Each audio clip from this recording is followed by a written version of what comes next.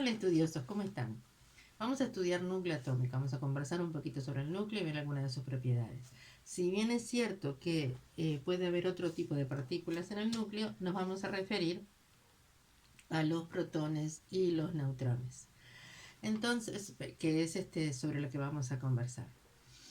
Dentro de los modelos, de la forma como se define, como se interpreta que es el núcleo, hay algunas cosas que son interesantes. Por ejemplo, hay dos modelos básicos que son el modelo de la gota líquida, que expresa algo así como que, interpreta algo así como que la fuerza que mantiene ese núcleo unido tiene que ver con una interacción que al estar distribuida como si fuera la tensión superficial en una gota de líquido, ¿verdad? Que se distribuye en esa superficie y las partículas que quedan adentro quedan también atraídas por los que están delante, atrás, arriba, abajo, y toda esa distribución de energía y de tensión tiene que ver con la forma geométrica. En realidad el núcleo aparentemente no es esférico, sino que según el número de partículas que tenga puede tener una forma más achatada o más ovoide, eh, pero en realidad uno lo piensa como un conjunto de partículas y para nuestros fines lo podemos visualizar así. Porque eso es uno de los problemas. En estos temas no tenemos visualización posible. Lo que tenemos que hacer es ver si se corroboran los datos experimentales con los teóricos y bueno, y poder predecir alguna propiedad. El otro modelo, o sea, los dos modelos explican algunas de las propiedades. ¿Sí? Una de las propiedades justamente que dijimos que es como el de la gota líquida es que estén tan juntas, las partículas están confinadas en un espacio, imagínense, de 10 a la menos 15 metros y 10.000 veces más pequeña que el tamaño del núcleo, del átomo, perdón, en total, con muchísima densidad porque ahí está toda la masa y entonces es difícil eh, visualizarlo pensando en la mecánica clásica del mundo macro, ¿verdad? Entonces, ese modelo explica algunas cosas, pero no explica por qué ciertos núcleos tienen más estabilidad que otros. Por ejemplo, los núcleos que tienen números pares de protones y números pares de neutrones son los más estables de todos. Los isótopos que tienen par, tanto los neutrones como los protones, son muy estables. Por otro lado, se ha visto que en segundo lugar de estabilidad están los isótopos que tienen número par de protones o número par de neutrones. Y los que tienen los dos números impares son los más inestables. Eh, ¿Cómo sabemos la estabilidad y inestabilidad? Bueno, tiene que ver también con la abundancia. ¿Sí? Lo que es más abundante en la naturaleza, en el universo, suele ser más estable. ¿Eso qué significa?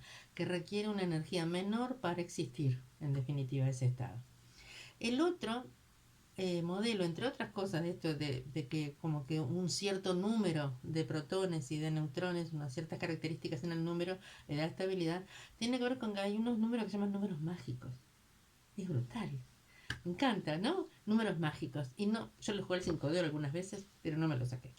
¿Cuáles son esos números mágicos que le dan, si tienen neutrones o protones o ambos con esta cantidad, con estas cantidades, es un núcleo muy estable? Entonces tenemos si tienen 2, 8, 20, 28, 50, 82 o 126 nucleones, o alguno de los dos tipos de nucleones, entonces son núcleos más estables.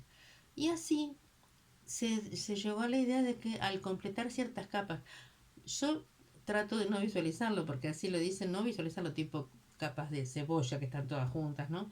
Vieron que es como que una va por la otra, pero energéticamente obviamente se completa algún tipo de nivel de energía en el núcleo que le da estabilidad a la estructura.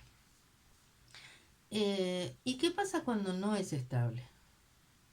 Otra cosa que yo trato de visualizar, y se lo explico así a mis alumnos chicos, cuando recién se acercan al tema, es que yo me imagino, por ejemplo, un recipiente, ¿sí? Que tiene un montón de pelotitas.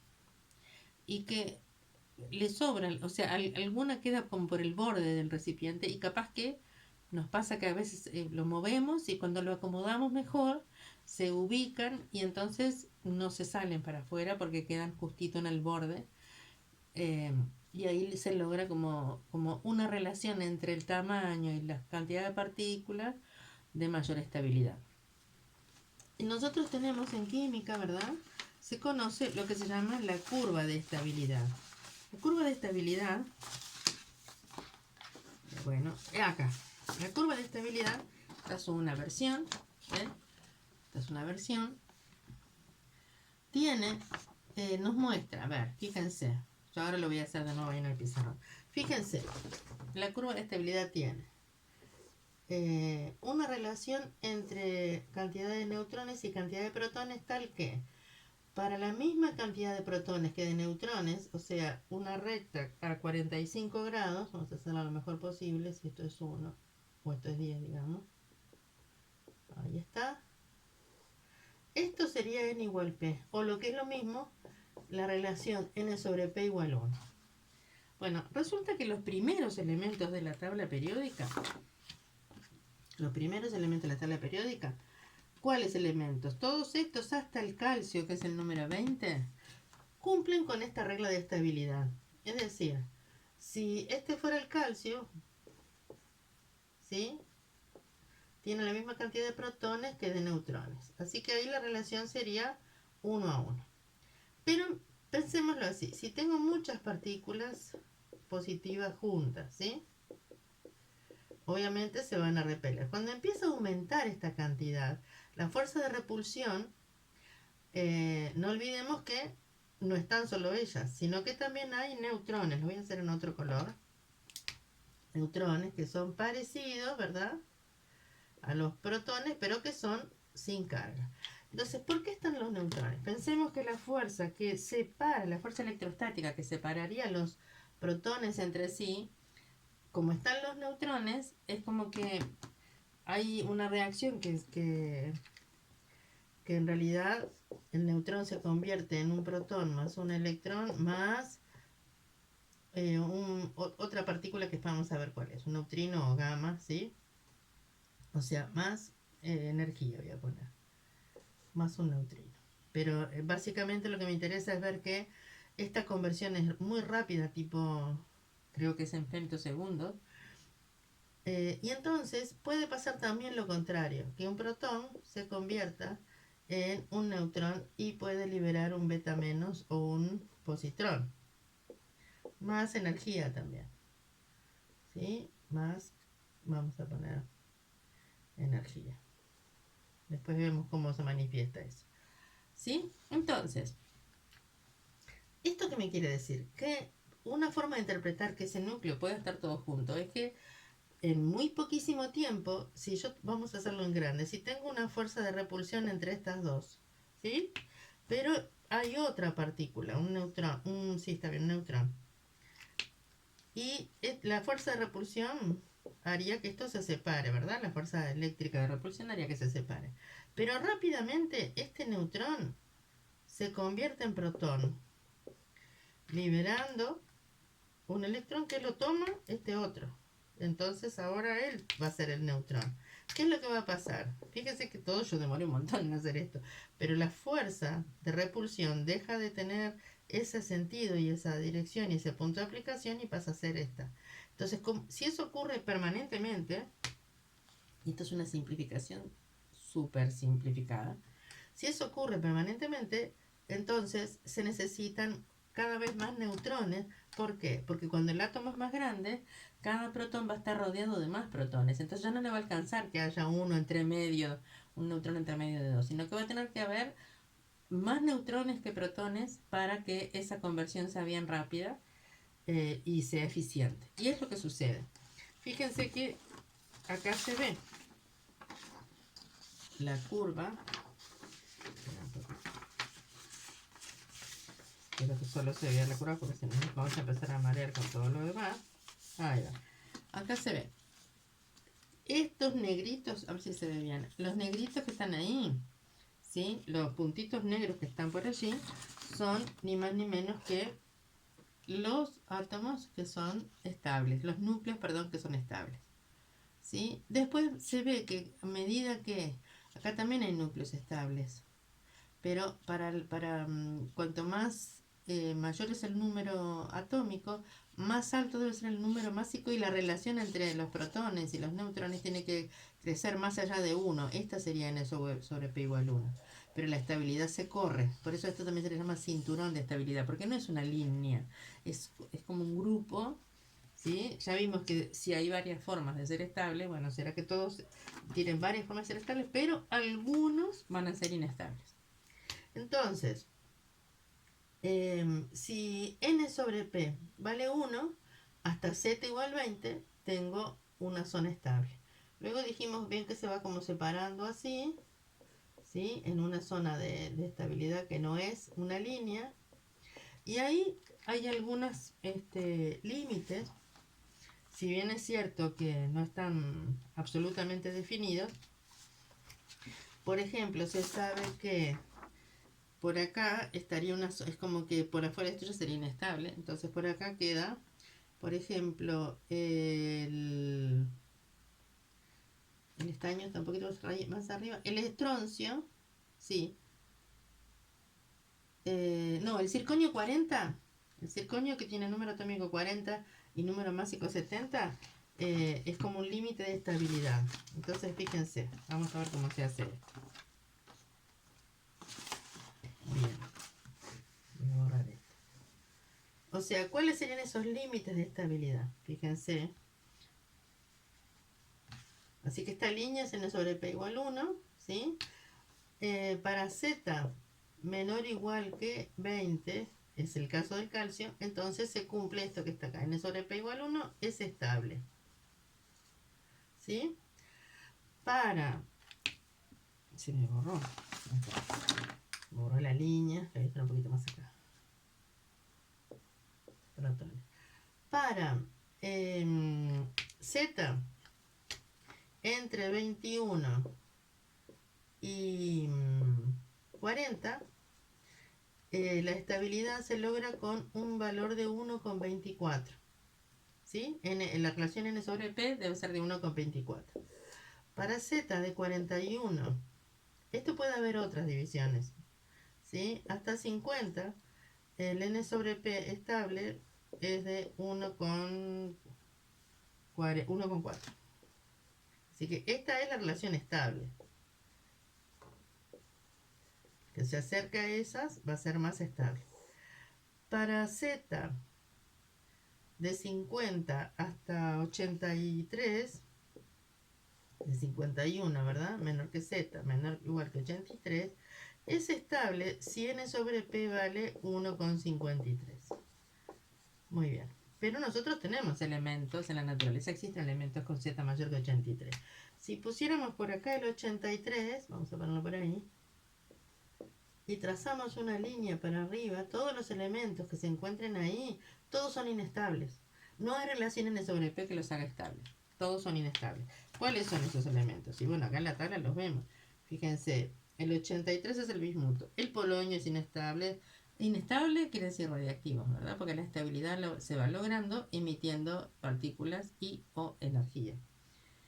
Entonces, polonio, astato, radón, todos estos, francio, radio, todos estos elementos, ¿sí? Incluidos estos, serían acá, ¿verdad? Son elementos inestables y radiactivos. O sea que, aunque tenga una gran cantidad de neutrones, no alcanza para mantener la estabilidad. Entonces, ¿cómo se... perdón. Y además, vamos a ver que esto tiene como zonas diferentes. Vamos a ver. Los que son Z mayor que 83 emiten alfa. ¿Sí? Vamos a ponerlo con otro color que se vea mejor. Los que son Z mayor que 83 emiten alfa. Igual ya lo puse acá en la relación. N sobre P igual 1, ¿no? Se ve ahí. Z mayor que 83 emite alfa. Luego, para los que están por arriba de esta relación, ¿qué quiere decir? Que tienen demasiados neutrones y hace que esa relación sea inestable. Es como que está por encima de este valor de la estabilidad. Entonces, si tiene que bajar los neutrones, ¿sí? Lo que lo que va a pasar es que va a emitir un electrón. ¿Por qué? Por lo que dijimos recién. Si un neutrón lo bajo y lo convierto en protón, en realidad libera un electrón. ¿Sí? Ahora vamos a ver algunos casos. Entonces esto es, emite electrones, y un electrón también se llama beta simplemente, o beta menos, emisión beta menos.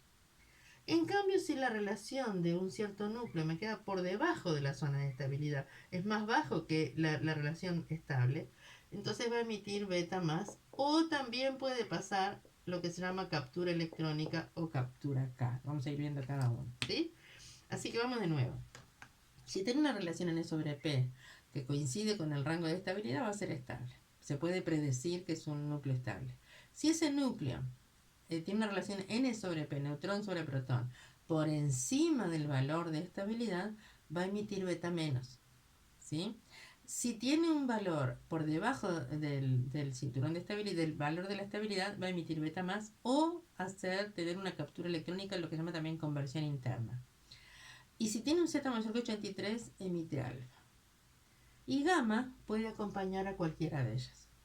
¿Sí? O sea, gamma acompaña a cualquiera de ellas.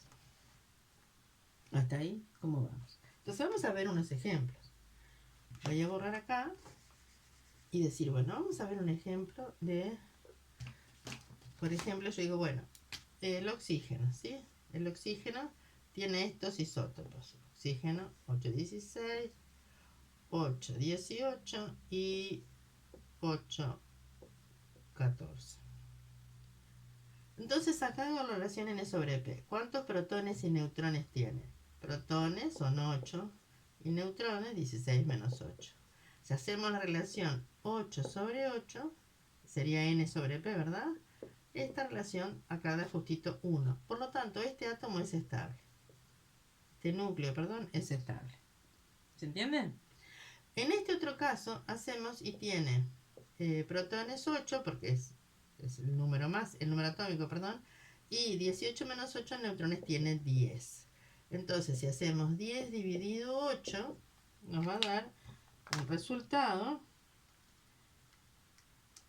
1,25. Fíjense que recién en el Z entre 21 y 40 ese valor podría ser estable. Entonces, no solo es inestable, sino que además podemos decir qué es lo que emite. Inestable emite beta menos.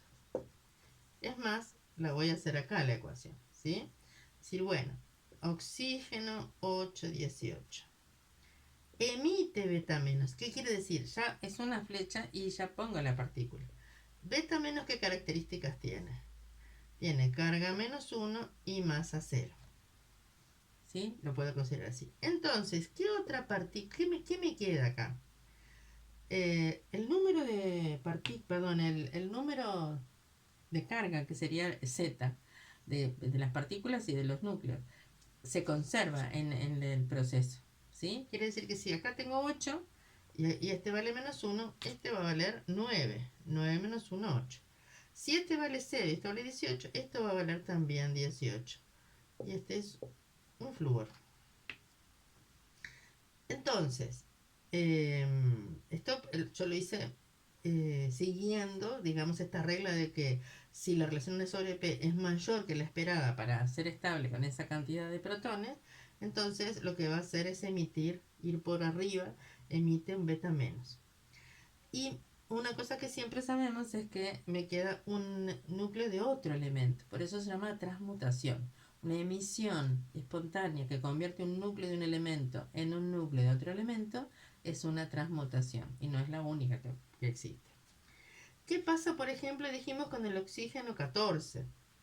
El oxígeno 14, voy a borrar porque esto ya lo notaron seguramente, y si no van para atrás en el video y lo pueden anotar. El oxígeno 14, fíjense que me queda oxígeno 814. Tiene protones 8 y neutrones 14 menos 8 son 6. Entonces 6 sobre 8 es 3/4, ¿verdad? Es 0,75. Esta relación es menor que 1. Por lo tanto, y mucho menor. ¿Por qué digo mucho menor? Y bueno, porque a veces se aproximan.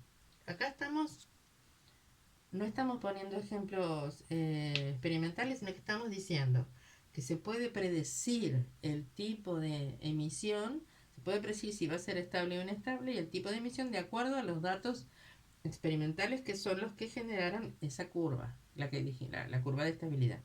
Y entonces de esa curva se sacan algunos datos que nos dan como unos márgenes de estabilidad para saber si un núcleo va a ser estable o no.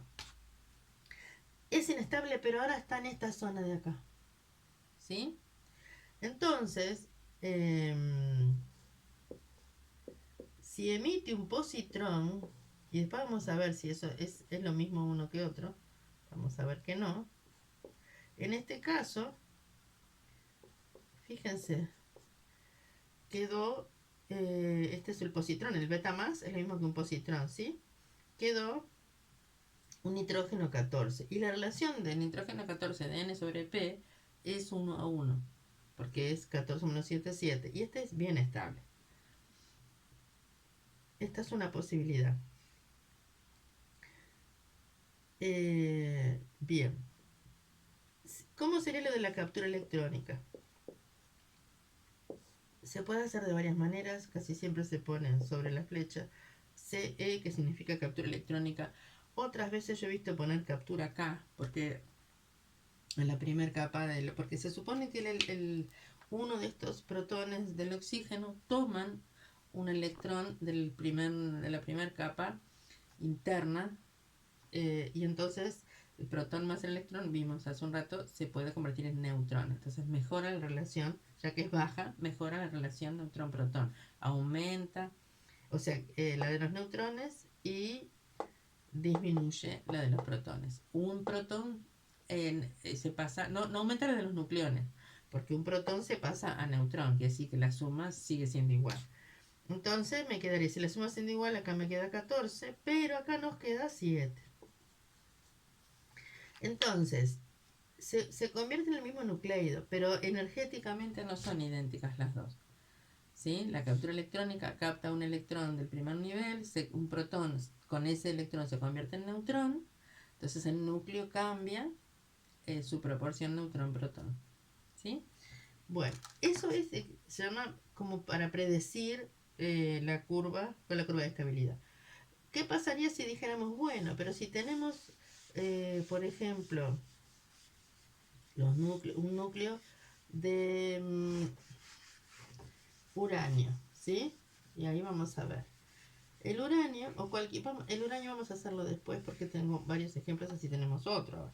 Por ejemplo, un núcleo de polonio, polonio 84, muy bien, polonio 84.